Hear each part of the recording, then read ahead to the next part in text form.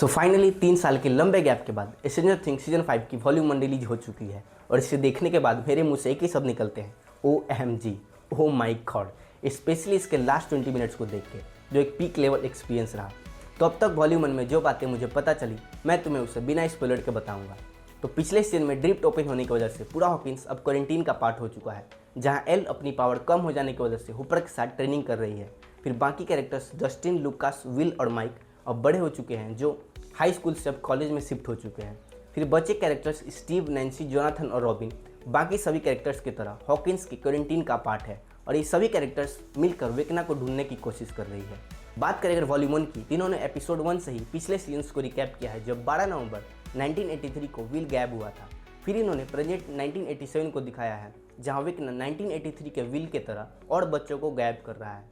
और वॉल्यूम 1 देखने के बाद मैं इस बारे में तो कंफर्म हो गया हूँ कि अपने स्टीव हैरिंगटन की फील्डिंग नहीं सेट होने वाली, क्योंकि पूरा इंटरनेट इस वक्त स्टीव हैरिंगटन के सपोर्ट में है कि अगर डफर ब्रदर्स ने स्टीव हैरिंगटन को कुछ भी किया तो हम 26 में दुनिया ख़त्म कर देंगे।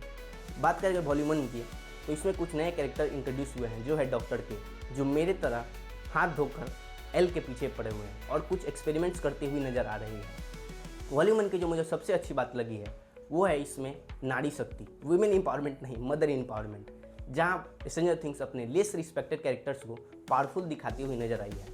वॉल्यूम 1 में जो मुझे सबसे एनोइंग बात लगी है वो है वेकना का वापस लौटने का डिसीजन, जो काफ़ी एनोइंग था और एक सीन तो मुझे गेम ऑफ थ्रोन्स से इंस्पायर्ड भी लगा। पर ये सब पे ऑफ हो गया लास्ट के 20 मिनट्स को देख के, और स्पेशली उन लास्ट 5 मिनट्स को देख के, जो एक बवाल एक्सपीरियंस रहा। और उसे देख के मैं ये तो कंफर्म हो गया हूँ कि अब वॉल्यूम 2 में शायद ही एल को कोई पूछने वाला, और वॉल्यूम 2 में हम ये भी कह सकते हैं कि शायद हमें वॉल्यूम 2 में वेकना के साथ एक सिनेमैटिक बैटल देखने को मिल सकता है। पर बाकी सब तो ठीक है, लेकिन आखिर सवाल ये आता है कि ये सीजन 5 में 3 साल का इतना लंबा डिले क्यों? तो इसका जवाब मिलता है वॉल्यूम 1 के विजुअल्स को देख के, जो बाकी 4 सीजनों के कंपेयर में काफ़ी अच्छे लग रहे हैं, और इसके वायलेंस बहुत डार्क और विटियर हो चुकी है, जो बताता है कि अब ये बच्चों के शो ना रहकर अब बड़ों का शो बन चुका है। स्पेशली वेकना का वो 3 उंगली से मारने वाला सीन, जो मैं कैसे भी सर्वाइव कर गया, क्योंकि मेरे पीछे मैड मैक्स का वो गाना बज रहा था। और अब तक तो स्ट्रेंजर थिंग्स अपनी लेगेसी को कैरी करती हुई नज़र आ रही है, लेकिन देखना यह है कि स्ट्रेंजर थिंग्स इन तक अपनी लेगेसी को कैरी कर पाएगी या नहीं। एंड आई होप कि स्ट्रेंजर थिंग्स अपनी लेगेसी को कैरी करती हुई नजर आए, क्योंकि कुछ शोज होते हैं जो इन तक अपनी लेगेसी को कैरी नहीं कर पाते। बाकी अब वॉल्यूम 2 का इंतजार है, जो 25 दिसंबर को रिलीज होने वाली है। 4 हफ्तों का लंबा इंतजार है, लेकिन 3 साल के लंबे इंतजार के सामने ये 4 हफ्तों का लंबा इंतजार कुछ भी नहीं है, हम सह लेंगे। और तुम अपनी राय कमेंट्स में ज़रूर बताना कि तुमने अब तक वॉल्यूम 1 देखी या नहीं, और तुम्हें वॉल्यूम 1 कैसी लगी।